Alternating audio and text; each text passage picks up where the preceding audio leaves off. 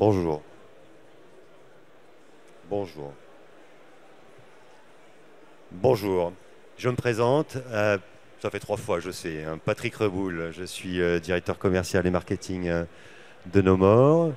Nomor est un éditeur français qui, depuis 21 ans, accompagne des organisations du service privé et public pour faciliter le onboarding et l'usage des applications métiers, quelles qu'elles soient au quotidien.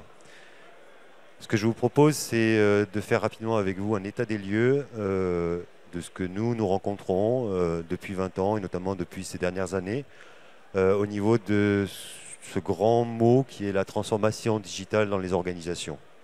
Ensuite, vous exposer pourquoi nous et la manière dont nous proposons d'accompagner cette transformation auprès des entreprises. Et puis nous terminerons évidemment naturellement par un rapide démonstration pour illustrer mon propos. Ce que nous rencontrons et que vous connaissez certainement dans vos métiers, c'est un enjeu porté par toutes les organisations depuis au moins 5-6 ans. C'est comment accompagner la transformation digitale dans les organisations. Transformation digitale pour moi et pour nous, au sens changement de système d'information pour pouvoir servir derrière et proposer les meilleurs services aux clients. Donc ça veut dire avoir des usagers qui utilisent correctement les applications. L'enjeu, c'est de réussir cette transformation. Et si on écoute Madame Chaher, c'est de faire du digital, du numérique, un levier puissant pour pouvoir réussir la digitalisation des organisations et des organisations.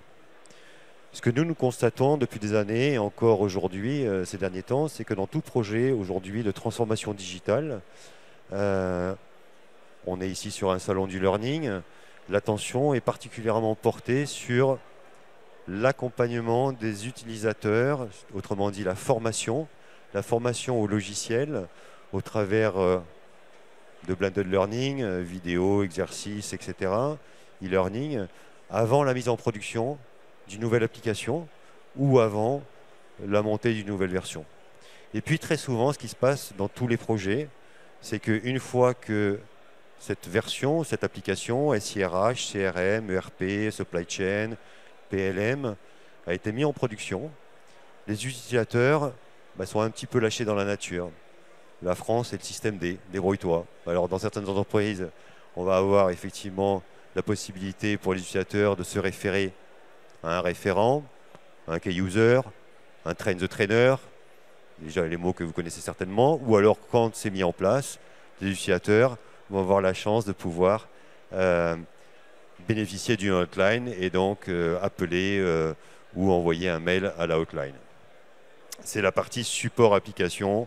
Grosso modo, ce que l'on constate encore aujourd'hui, c'est que les utilisateurs sont peu ou pas accompagnés post-mise en place, ce qui fait que globalement, l'entreprise, l'organisation privée ou publique a mis beaucoup d'argent sur la table pour mettre en œuvre un nouveau système d'information, un nouveau logiciel, a passé beaucoup de temps à réfléchir au processus, à vouloir former les utilisateurs, mais in fine, l'application est utilisée à quoi? 20, 30, 40%, autrement dit, il y a grosso modo la moitié de l'investissement qui est parti un petit peu à la poubelle. Ce constat, on le partage dans beaucoup d'entreprises. La journée 1, au CNES, le CNES, c'est 2000 collaborateurs, 80% d'ingénieurs, donc des personnes qui ont a priori une formation certaine, qui ont eu la chance d'avoir été formées et reformées, et qui ont des formations, des vidéos, du learning, des fiches utilisateurs, une GED, un chatbot. Et malgré cela, le constat du CNES comme caractéristique de beaucoup d'organisations, malgré cela, c'est insuffisant. Les utilisateurs continuent à avoir des difficultés dans la prise en main et l'usage des applications.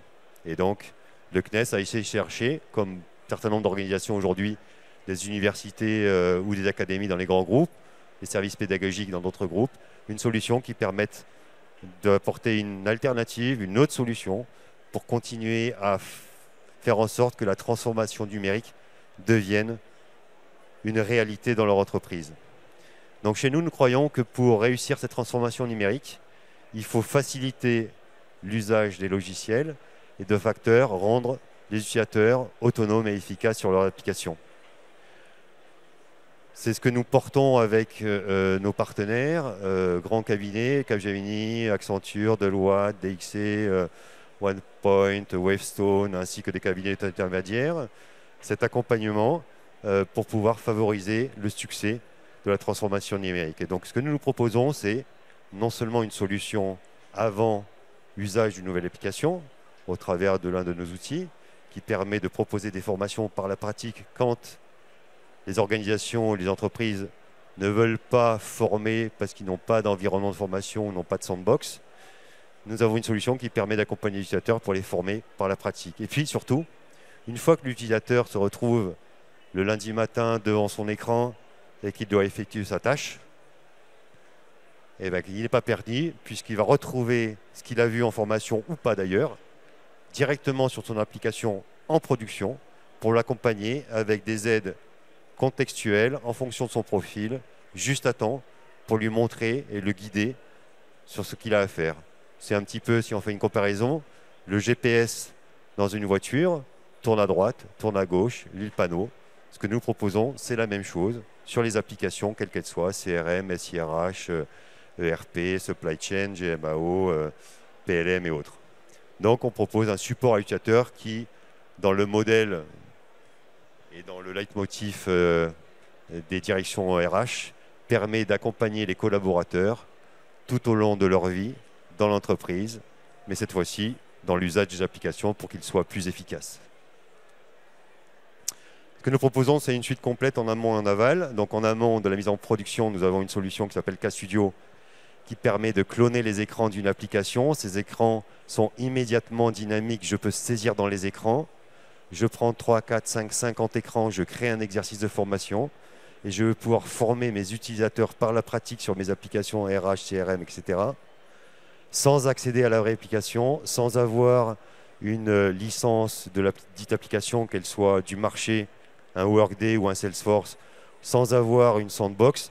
Je vais pouvoir former des centaines de milliers d'utilisateurs par la pratique, par des exercices en formation présentielle, distancielle et en e-learning, à volonté, pour pouvoir les préparer à l'usage de l'application. Et puis une fois qu'ils sont le lundi matin, le mardi matin sur leur application, ils vont pouvoir continuer à retrouver les processus qu'ils ont vus en formation, mais cette fois-ci au travers de petites bulles d'aide que je vais vous montrer, cette fois-ci directement en situation de travail. Et puis la troisième brique, qui est une brique sur laquelle beaucoup aujourd'hui d'entreprises sont un peu loin, c'est comment mesurer l'adoption digitale de mes usagers sur mes différents applicatifs. Cavalio est un analytics qui est plugué, développé en co-innovation avec Airbus, plugué sur une application métier, permet de cartographier l'usage en temps réel de mes applications. Donc en fait, nous avons cette deuxième brique qui vient en complément, qui est matérialisée ici en termes de support, qui offre différentes fonctionnalités et qui va permettre de onboarder le collaborateur, de lui proposer des parcours de découverte de différents modules qu'il va utiliser. Et au moment donné où il va vouloir réaliser une action, il doit être guidé. Je vais vous le montrer tout de suite. L'avantage de cette solution permet par ailleurs, c'est un petit peu le thème de mon intervention, de capitaliser sur tous les assets qui ont été produits et qui continuent à être produits dans l'entreprise. J'entends par assets, bien sûr, tous les modules de formation pédagogique que potentiellement vous ici, vous produisez, qui sont souvent hébergés sur une LMS, mais tout le monde sait qu'ils, si ce n'est pas animé, ne sont pas forcément réellement utilisés, malheureusement, et contrairement à ce que vous aimeriez. Kanao, qui est notre solution, permet de, en situation réelle de travail sur une application, par un simple clic, d'aller interroger le bon asset sur la LMS pour la présenter en temps réel à l'utilisateur alors qu'il est en train de travailler. Ça permet donc de multiplier par 10, par 100 la consultation de tout l'investissement qui a été fait par l'organisation, par l'entreprise, pour produire ces différents contenus de formation, que ce soit des vidéos, que ce soit des PowerPoint, des Articulate, etc., qui sont hébergés sur la LMS. Notre solution permet également d'être lancée depuis un chatbot. Donc j'ai une conversation avec le chatbot. À la fin, le chatbot me dit clique ici. Je clique sur le lien qui m'est présenté par le chatbot et automatiquement, il me lance l'application, il me guide pour réaliser ma tâche. Exemple, je veux changer mon RIB. Je fais ça tous les jours, bien sûr, pour recevoir mon salaire à la fin du mois. Et je le fais quoi? Une fois tous les 3 mois, 3 ans. Je ne sais absolument pas comment le faire. En temps normal, j'appelle les RH, je demande à un voisin. Ici, je discute avec le chatbot. Je clique sur le lien, il m'ouvre l'application RH. Il me dit clique là, clique là, clique là. Je download mon RIB. C'est terminé, ça m'a pris une minute et je passe à autre chose, j'ai embêté personne. Je peux évidemment interfacer grâce au panneau d'aide, je peux interfacer Kanao avec mon outil ticketing. J'ai une question, si elle n'est déjà pas prévue dans l'accompagnement qu'il m'est proposé, je vais renseigner un formulaire sans avoir à quitter mon application métier. Je peux également lancer une campagne de talent review, d'entretien annuel, directement depuis un mail en cliquant sur un lien. Illustration au travers d'une démonstration en quelques minutes.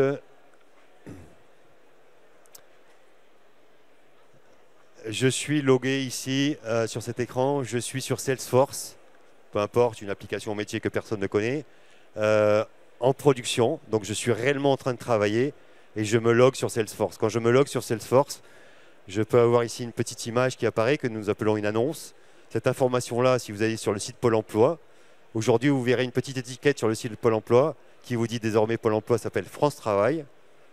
C'est fait avec notre solution qui s'appelle Kanao. Cette image ici, ce n'est pas une image, c'est une annonce qui est rich media. Je peux mettre dedans de la vidéo, de l'image, du texte riche et des boutons. Et je peux en faire ce que je veux. Et je peux présenter cette information en superposition de mon application. L'utilisateur a le sentiment que ça fait partie de l'application. Et je peux faire communiquer avec mes utilisateurs en fonction de leur profil, en fonction de leur rôle. Je prends un exemple. Chez Orange, pendant le Covid, les utilisateurs étaient en télétravail. Ils doivent utiliser au support 5 logiciels différents. Ils n'allaient plus sur les métiers traditionnels de communication d'Orange. Orange s'est rappelé que grâce à la fonction annonce de Kanao, ils pouvaient communiquer avec leurs collaborateurs et ils envoyaient des messages régulièrement au login de l'application ou certaines pages pour communiquer avec leurs collaborateurs. Évidemment, des messages managériaux ou des messages purement offres promotionnelles ou autres. Alors, une fois que j'ai fermé cette image, je peux aussi très bien, au login de l'application, ou à ma demande, en tant qu'utilisateur, ce que je viens de faire à l'instant, je suis un peu novice sur l'application, aller chercher un mini parcours de onboarding. Ce que vous voyez ici, en superposition de Salesforce, est totalement à la main du concepteur, du créateur, de l'auteur qui a conçu. Donc l'image, les tuiles, les liens vers les tuiles sont complètement à la main de l'auteur. Typiquement ici, si je clique sur la première tuile, il va me lancer une vidéo, un asset qui est hébergé sur une LMS. Par exemple, si je quitte ici, je vais lancer une autre fonctionnalité de notre Kanao, qui est un guidage. Autrement dit, en temps réel sur l'application, Kanao me dit je vais te montrer 2-3 choses, clique ici, je ne touche rien. Ensuite, il va me dire voilà, ici tu vas trouver tel type d'information. Il me grise le reste de l'écran. Ici, tu vas trouver tel type d'information. Ici, donc il m'aide à découvrir dans mes premiers pas sur Salesforce ce que j'aurai à faire. L'étiquette que vous voyez ici, la petite bulle, elle est rich media. Vous pouvez mettre dedans de la vidéo, du texte, des images et des boutons. Cette visite guidée, contrairement à une vidéo traditionnelle que le learning a l'habitude de proposer, elle est dynamique. Ça veut dire que je peux manipuler mon application et naviguer dedans tout en suivant ma visite guidée. Si je suis sur un outil de BI comme Microsoft Power BI, il me montre les différentes possibilités de Power BI. Je peux faire des filtres tout en suivant la vidéo, tout en suivant la visite guidée, ce que je ne peux pas faire sur une vidéo. Donc on est sur une visite guidée dynamique. Et puis, bien sûr, je dois aller saisir, travailler bien sûr. Donc ça c'est la vraie vie. Je dois travailler dans mon application. J'ai été formé, pas formé, je ne sais plus comment on le fait. On me dit il faut aller créer quelque chose. Ici je dois créer sur un logiciel de CRM, je dois créer une opportunité. Eh bien j'ai quand même laissé guider comme dans la voiture. Clique ici, clique là, et j'ai qu'à suivre. Et je suis un guidage en fonction de mon profil. Si je suis un avant-vente et que je renseigne une opportunité, il va me proposer un autre guidage. Si je suis commercial, il va me proposer le guidage du commercial. Si je suis manager, j'aurai d'autres aides, évidemment relatives à mon besoin. Et puis ici, je continue mon parcours. Dans tous les parcours en général, processus métier, il faut saisir des informations telles que ici, le nom d'un compte. Si le compte n'existe pas, évidemment, mon guidage est multi-chemin. Il va m'envoyer sur une autre branche de mon processus, il va me guider, et puis une fois que j'aurai terminé cette branche, il va me ramener sur ma branche sur mon processus initial. Dans certaines applications, je saisis de temps en temps certaines informations. Ici, je saisis abonnement, il ne se passe rien. Par contre, si je saisis ce que je fais une fois par trimestre, forfait, bing, ici, j'ai une information qui vient de s'afficher complémentaire. Nos aides sont contextuelles et elles sont, par ailleurs, en fonction de certains critères, elles peuvent s'afficher ou non. Donc, elles interpellent l'interlocuteur au bon moment quand il en a besoin. Et puis, dans cette aide-là, évidemment, je peux mettre des liens dans tous les sens, des liens qui vont aller capitaliser sur les assets de ma LMS. Donc là aussi, je multiplie le taux de lecture de tout ce que j'ai investi sur ma LMS. Je peux recueillir à la fin d'un guidage, sur un écran, l'avis des utilisateurs. Ils vont pouvoir donner un avis sous forme d'étoile, sous forme de smiley, sous forme de NPS ou un commentaire. Et l'ensemble de ces commentaires, qu'ils soient métier, applicatif ou aide, remontent sur la console de l'administrateur de Kanao. Je vais m'arrêter là pour la présentation, la démonstration. Je vais revenir sur mes slides. Donc, ce que l'on vient de voir en quelques exemples, ce sont différentes aides qui sont proposées en fonction du profil utilisateur, en mode push, automatiquement. Évidemment, je peux les régler. Une information peut être présentée que 2 fois et s'arrêter. Elle peut être présentée du lundi au vendredi et ne plus être présentée le reste de l'année. Elle peut être présentée à partir du 1er février. En fonction des rôles utilisateurs, en mode push. Donc, on a vu certaines d'entre elles. On a parlé de onboarding, on a parlé d'annonces. On a vu un sticker. Je peux populer des stickers partout sur mes écrans. On n'a pas vu le toaster, on a vu le panneau d'aide. Chez Airbus, il s'appelle Guide Me, il est orange. Il est totalement à la main du concepteur. On a vu les guidages, qui est l'une des fonctions phares, qui est multi-chemin, qui est cross-application. Un guidage peut démarrer dans Salesforce, aller dans l'ERP, revenir dans Salesforce. Évidemment, tout ça est multilingue. On a vu le recueil d'avis d'utilisateurs et on a parlé du fait qu'on pouvait interfacer la LMS avec les assets et les solutions de l'entreprise. En fait, au fil de nos 20 ans d'expérience, chacune des fonctionnalités a une fonction bien précise qui permet d'adresser un objectif particulier, de communiquer, d'alerter avec mes utilisateurs, de le guider dans des processus métiers, de l'assister pendant la saisie dont on n'a pas parlé. On peut faire de la normalisation de champ, on peut faire de la complétion de champ et permet de recueillir l'avis des utilisateurs. Un retour d'expérience dans un organisme comme un autre, notamment ici dans le public. Ils ont déployé en l'espace de moins d'1 an cette solution sur plus de 4, à l'époque c'était 8 logiciels, ils en sont à 12 logiciels. Vous avez ici un certain nombre de retours et à droite les verbatims que l'on rencontre systématiquement. La plupart du temps, c'est pourquoi on n'a pas ça depuis qu'on est arrivé dans l'entreprise, pourquoi est-ce qu'on n'a pas ça sur les autres applications. On va vous l'enlever, c'est impossible de l'enlever, on ne pourra plus travailler. Voilà le type de retour que l'on a. Et je vais vous parler à la fin de mon intervention. C'est terminé. J'ai fini? C'est too late? C'est fini? 3 minutes? 1? Ici, vous avez la synthèse par métier des bénéfices de cette solution, mais vous l'avez compris, la proposition de valeur de la solution, elle est à la fin du build et en run tout au long de la vie de l'entreprise. Je vais juste à la fin. On est intervenu sur plus de 300 logiciels différents dans des applications développées spécifiquement en interne. Je vous prends le groupe BPCE. Ils ont déployé cette solution sur plus de 110 logiciels aujourd'hui. La Caisse d'épargne est en train de déployer sur toutes ces caisses régionales. Si on parle que de la banque, voici quelques-uns de nos clients, essentiellement grands comptes, de plus en plus ETI et éditeurs. Services publics, je vous parlais de Pôle emploi et d'autres. On est référencé dans tous les organismes, on est promu et recommandé et mis en place par les grands intégrateurs et les cabinets de taille intermédiaire. Et puis pour terminer, puisque j'avais 1 minute, donc je vais au galop, voici les ROI que nous remontent nos clients en moyenne. Ce n'est pas un simple constat chez nous, c'est le constat chez nos confrères, c'est le constat dans toutes les études sur le sujet.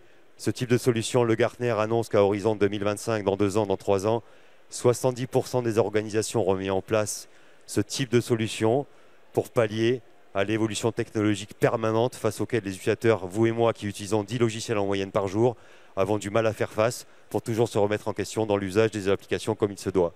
Cette solution permet de capitaliser sur tout l'investissement fait pendant des années dans les entreprises, posté aujourd'hui sur des plateformes ou sur des LMS, pour pouvoir mieux accompagner les utilisateurs Je vous remercie. On est à vos dispositions, stand R74, pour approfondir la discussion.